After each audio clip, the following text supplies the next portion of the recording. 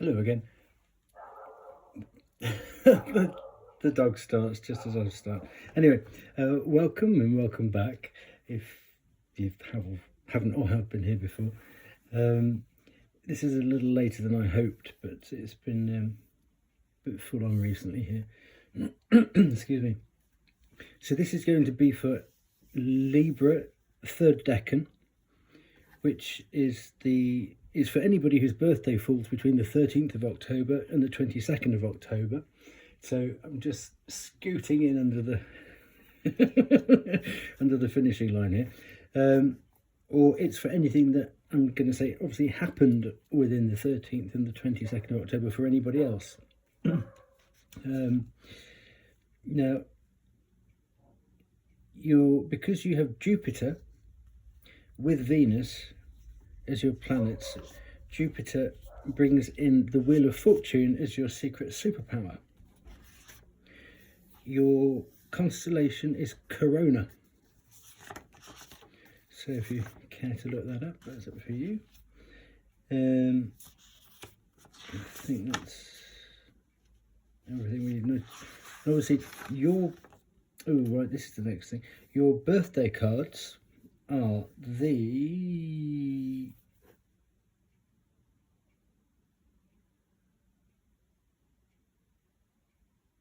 moved on one, didn't we? It's the Knight of Cups, because you move on to the Scorpio one. So you've got the Knight of Cups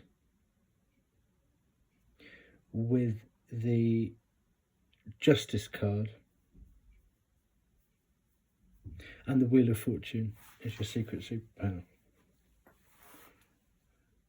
And then obviously the Four of Swords as your main decan birthday card. Okay, got the bookkeeping out of the way.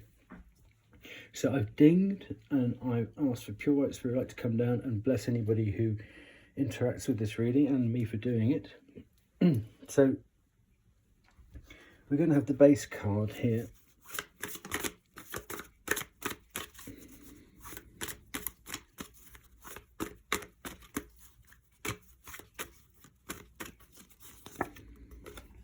Oh, Medusa. Jealousy leads to downfall. And because I've had a bit of a change around, I'm just getting used to angles and what have you. I'm going to do it here, then move it across for the past position, okay? So where have you come from? It doesn't have to be your jealousy. Let's hope it's not. What was that one? Oh, the Ace of Pentacles, jealousy about money. Well, there you go. Let's just take that as a flavour.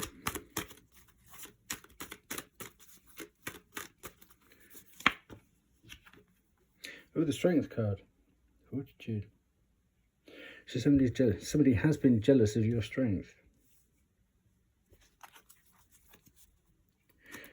Let's get the other two out whilst we're doing this deck. So where's that landed up now? Oh gosh, look. Temperance. You're currently balancing it out. You've got Leo, you've got Sagittarius. So it's been a bit fiery. All we need is the Emperor now, and we've got the full. You've got three majors. You've got Scorpio. So actually, it's quite fitting that we're doing this on the eve of heading into Scorpio season. You've got three majors. Oof. Okay. Fair enough. Let's put Medusa up there, shall we?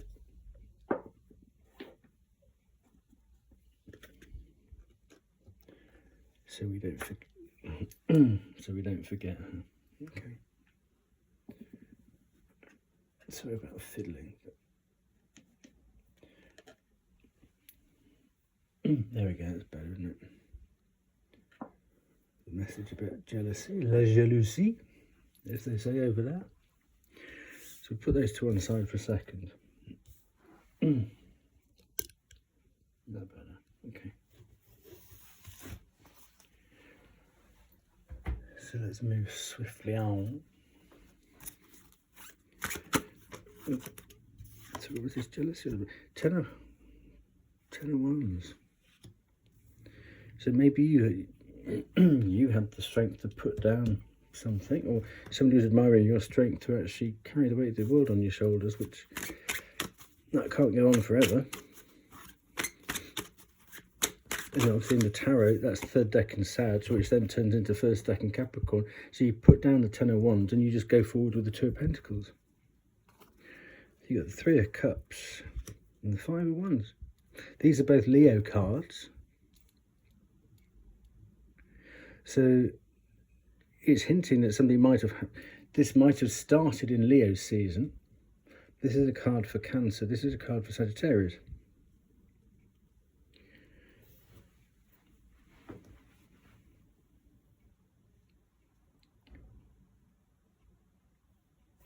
So perhaps this jealousy has been because of your strength and your ability to put down this Ten of Wands. And you were actually relieved and you thought, yeah, I could celebrate a little bit. But somebody didn't like it and they're trying to cause you, well, they have been causing you a few problems, because this almost feels like a trap. They were trying to overburden you, but you came out of it successfully. And now, then they started, but at least you've only got to deal with the Five of Wands, not the Ten of Wands. So even by putting down 5 Wands, you've done yourself a great service there. There's a lot there. I'm not going to take all of those, but I'm going to take the top and the bottom one, because whatever happens. Oh, look at that! Because obviously whatever happens in between is the rest of the story, but let's just take the top and the tail of it. Wow. You got the Emperor and the Empress, and they came out that way looking at each other. Well, there's a thing.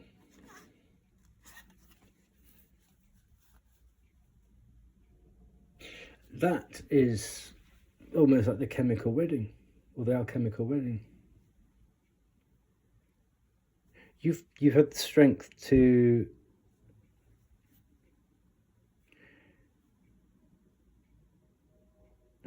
the energy of the Empress is to attract the most powerful female on the board, and then the most powerful male on the board. You've done an awful lot of attraction there, because it's almost as if you've taken on the role of the Emperor. And you can act in either of these guises successfully, because that's 15 Wands, you know. Didn't I say look, we've got Leo. So I've got a habit of doing this. We've got Leo, Sag, Aries. As I said, if the Emperor card comes out, well, not me, I was called to, it's funny to explain, I don't want to take credit for it, but that's the message that came through, just to mention that it would be nice if the Emperor card came out. Well, wow, I mean, yeah, that's like ain't no stopping us now. Well, this is either Libra or people who connect with this in this Libra season. So I know it's the last day of it, but so I mean that almost justifies doing it sort of on the cusp.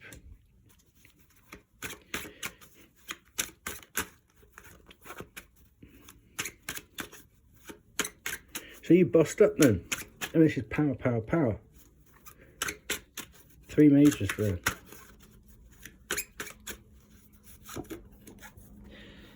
Right, 9 of Swords. Now we had that come flying out in the Libra reading before, and the 3 of Swords. I don't like to end on that, so let's take, I was going to say 1 more, 2 more. Judgment and the King of Cups. You got another major. So to have the King of Cups, you've come out of the 9 of Swords as the King of Cups.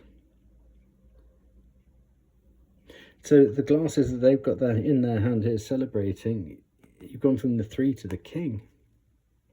So you've done an awful lot of patchwork quilt work, haven't you? So you've come out of this nightmare on top because of the decisions that you've made. And here we go, Libra, you know, Mart is your heart as light as a feather. Well, that's a way to... So you've done a lot of work. That's pretty incredible. So let's move this deftly off to one side here.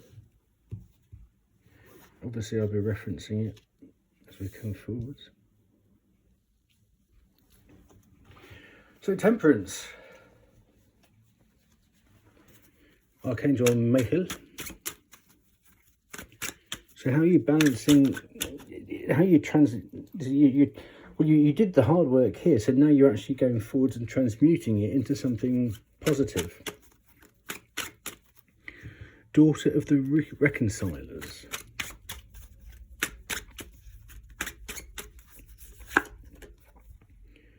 The Ten of Cups. You've turned it into something really rather beautiful. You've got the Ten of Cups and the King of Cups.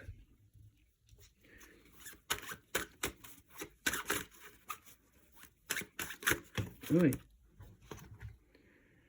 4 of Cups.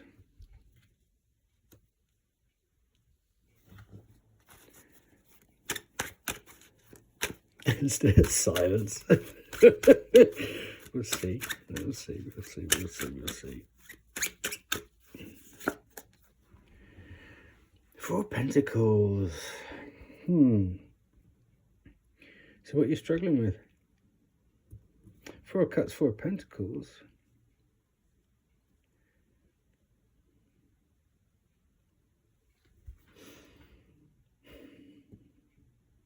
Okay.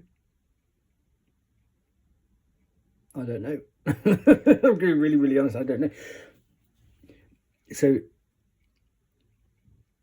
then that really puts this down as an aim rather than an achievement just yet. But with this as your aim, you're feeling a little bit fed up and you're feeling a little bit closed down. So let's use that as an aim then. How are you going to, I mean, these are almost sort of blockagey cards. Queen. Well, there you go. We've got another 4, so you've got 4, 4, 4, 4, 4, 4. This is obviously just time that you've needed. You might have felt frustrated. This is protection or sort of stagnation, overprotectiveness. But with all this work you've done here, I think it's just you needed to bed it down and just enough time had to pass, really, for these two to turn into the four of wands here, which is strength and stability. And for you to feel as though you've earned it. It does take time when you're making all the changes of here, especially if you've got somebody else's jealousy sort of on your shoulder. But this is the whole transmutation thing here. It's perfect, if a little bit frustrating. So you've done well to sit and just be patient.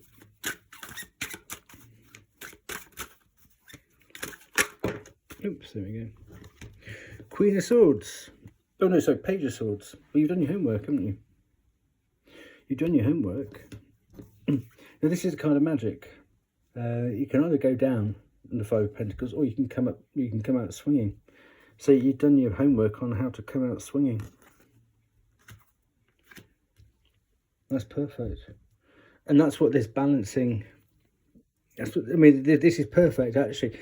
I was excited about that at the beginning, but then it's like, yeah, that's your aim, and this is what you're currently doing to achieve that aim. Okay, but then what's lovely is you've got that balance there, and then you've got Temperance here. So let's move that even further over there. excitingly enough, let's bring in Scorps. Hello, Scorps. Child of the great Transformers. Now let's see which demon could be trying to block from the present to the future, and the corresponding angel that could help you do that.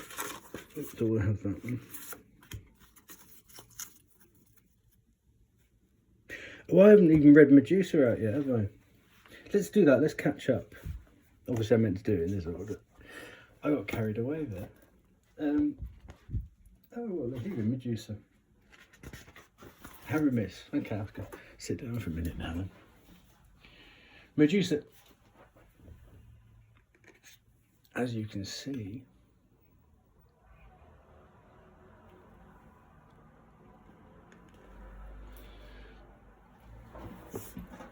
an exotic snake-haired woman with reptilian eyes allows a deadly serpent to constrict around her arm. In Greek mythology, Medusa was a young maiden whose beauty rivaled that of goddess Athena. In a jealous rage, Athena transformed the lovely mortal into a monstrous creature with serpents for hair. Anyone who gazed upon Medusa's frightening visage would instantly be turned to stone. Medusa represents extreme envy and a corruption of beauty. Her tragic tale reminds us of the terrible consequences of jealousy, often referred to as the green-eyed monster. Jealousy takes its toll in repulsive ways. Those who act out of jealousy are destined to damage their own reputation, thus making themselves appear less attractive to others. Medusa may also signify an act of jealous rage, exile, or harsh punishment. Be wary that someone may harbour resentful feelings toward you due to your enviable traits or possessions. In extreme instances, Medusa delivers a warning that someone who is jealous of you may be scheming to act against you. Excessive jealousy leads to inevitable downfall. The natural instinct to desire better things drives us to work harder, but if that desire turns into obsessive jealousy, it can stifle forward progress on life's path. Jealousy is an unattractive character flaw that is repugnant to all who witness it. Do not allow petty envy to twist your heart. Jealous thoughts only distract attention away from important matters. Waste no time coveting things that belong to others. Instead, count your blessings and appreciate the good things in your life. There you go. Well, you've obviously dealt with it with aplomb, haven't you? So who have we got here? Michael, 64. Well, let's look at the demon first, who's trying to sit on your progress. I don't want to say the word. Oh, criticism. There you go. Jealousy and criticism go. They're going to work together, aren't they? Restoration of life. So that's you getting back on track again, then, isn't it? After this death and rebirth. Okay. So let's have a little look-see.